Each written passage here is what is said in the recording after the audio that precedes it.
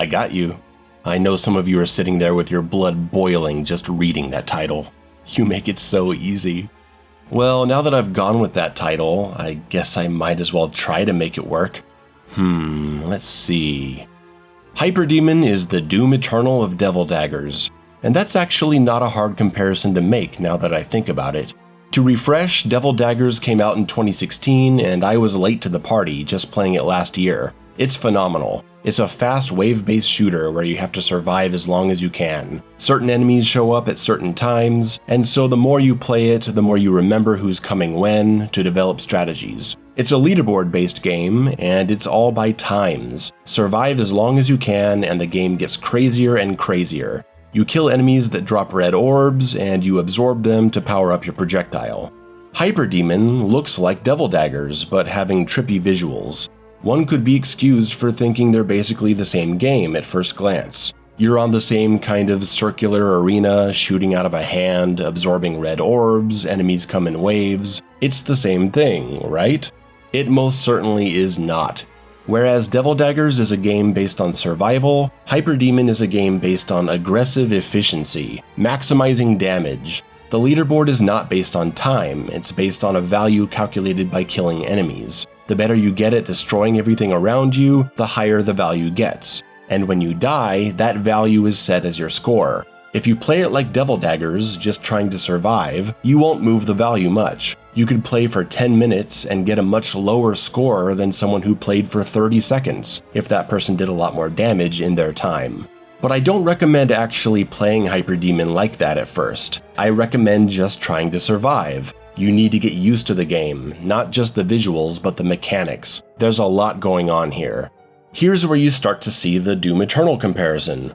Devil Daggers had a lot of tech, there to be discovered if you got to play on a high level. A lot of players may just see the game as hopping around and shooting the stream of crap at the monsters until you survive. But the more you played, the more you would find that hopping diagonally increased your speed. Tapping fire shoots a blast like a shotgun. Jumping and shooting it at the ground propelled you into the air. There was all this interesting high-level tech that opened up really interesting strategies for the gameplay. Now take those high-level strategies and develop an entire game around them. That's what Hyperdemon does. That's our first Doom comparison. When id Software looked at how good players played Doom 2016, moving around a lot, using a lot of weapon variety, they said, hey, we should make our next game encourage that stuff more. So they implemented tighter systems of ammo management and created enemy weak points for fast kill strategies to show off the fun playstyle the game offers. And they tutorialized these systems to make sure players know what the hell is going on, since many of them probably had never seen anything like it before. As director Hugo Martin stated, it's not about figuring out what to do, it's about executing it. That's more or less what Hyperdemon has done here. All the interesting high-level tactics of Devil Daggers have been expanded upon and actually explained and integrated into the core gameplay loop. The shotgun blast, which doesn't really feel that useful when you first start playing Devil Daggers, now feels incredibly useful right from the get-go. There's a training section that goes through every step of advanced movement, offense, and defense. There's a quick dodge mechanic based on recognizing an enemy's flashing eyes. There's an enemy weak point where if you dash into the spawner crystal at the right moment, you insta-kill it and stop it from spawning a bunch of small enemies. And there's another enemy where if you dash under him, it drops him to the ground, exposing his weak points to you. More movement options have been added, there's now a dash mechanic, the only thing we're missing is a grappling hook. And not everything is explained, there's still other strategies and enemies to discover. Much like Doom Eternal, the game has become incredibly more vertical. You have a double dagger jump shooting the shotgun blast twice at the ground, and then you air dash and bounce in the air a second time. There's a ground pound, which reminds me of the one from Ultra Kill. It bounces enemies in the air just like Ultra Kill does. So you can definitely see how the comparison works. Both games were directly influenced by the high-level fun playstyles of people playing the original games, and then designed their new mechanics to complement that. The speed is increased, the movement and verticality is increased, the aggression is increased. I'll stop the comparison there and continue with how the game works. Visually, it's going to take some time to get used to. Just looking at it can be kind of difficult, but once you're focused, once you know what you're doing, it all starts to work, for me at least. You need to play the training mode first. There's so much to learn. I suggest you dedicate half an hour to just learning what the hell is going on.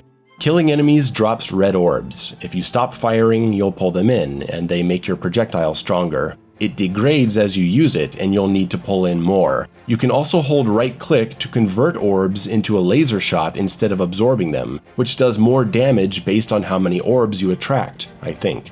If you aim at the ground, the laser turns into a tracking projectile that can hit multiple enemies. If you shoot a laser at a giant red orb, homing missiles come out. Groups of centipedes will regularly spawn in, and if you shoot them, they'll be stunned, indicated by their change in color. You can shoot them more to kill them, or keep them in stun. You'll want to kill them quick, because if they come out of stun, they're coming right for you. While they're stunned, you can also jump or dash into them, which will kill them and shoot you into the air. This is going to be one of your main sources of air mobility. You'll find power-ups that level up your projectile in slow time, and they can be picked up in the air. That's really good because these big snakes will sometimes wrap themselves around the power-up, so you can bounce off a stunned centipede or shoot your shotgun blast downwards to boost yourself up and then dash into the power-up. Really cool stuff.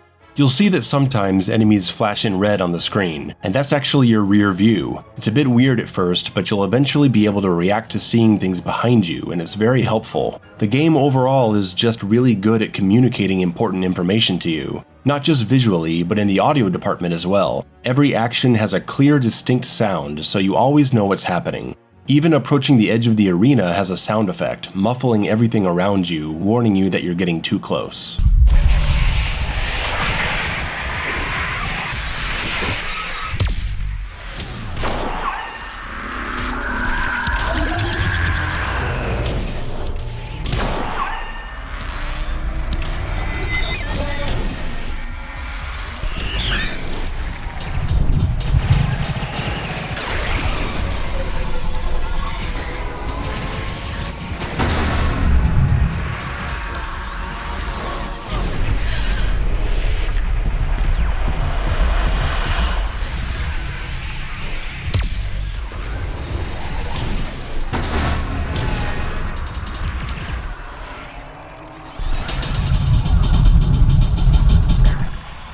One of the best aspects of Hyperdemon strategy is with the guys that suck in orbs. If these guys are on the board, orbs will be attracted to them instead of you, so you want to kill them quickly so you can get the orbs to level up your projectile. Remember, they have a weakness if you dash under them and you can kill them quickly. But, and this is the interesting thing, if you leave them alone, after they pull in a few orbs, they'll drop a bomb. You can pick it up with right click and hurl it across the board. So you gotta decide, are you gonna kill them so you can level up with orbs? Or are you gonna leave one of these guys alive so you can use bombs? It's a really interesting aspect of this game's strategy. You'll spend some time getting all this memorized, it's a lot to take in. You'll start to rise up the leaderboard as you get more comfortable with the controls and strategy, but for me, the game really clicked when I started to focus on the spawning system. There's a set order for things to spawn. But unlike Devil Daggers, which was time-based, Hyperdemon has you controlling spawns with enemy kills. Let's look at the board as it is here. This large spawner will puke out small enemies until you kill it, and you'll see that two other enemies are set to spawn next, a snake and a group of centipedes. They will not appear until I kill the giant spawner. I'm just running around here doing nothing, killing the small spawns that appear, and nothing is progressing.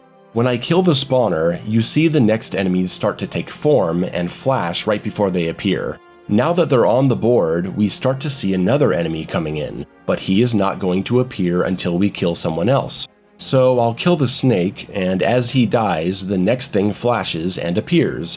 Now we have the guy that pulls in red orbs. The next guy loads in, and it's another giant spawner. But again, he won't officially be on the board until I kill someone else. So I'm gonna kill this group of centipedes real quick. There's one, there's another, and we're gonna chase down this third guy and get him off the board. Now we see the giant spawner come in after all three centipedes are dead.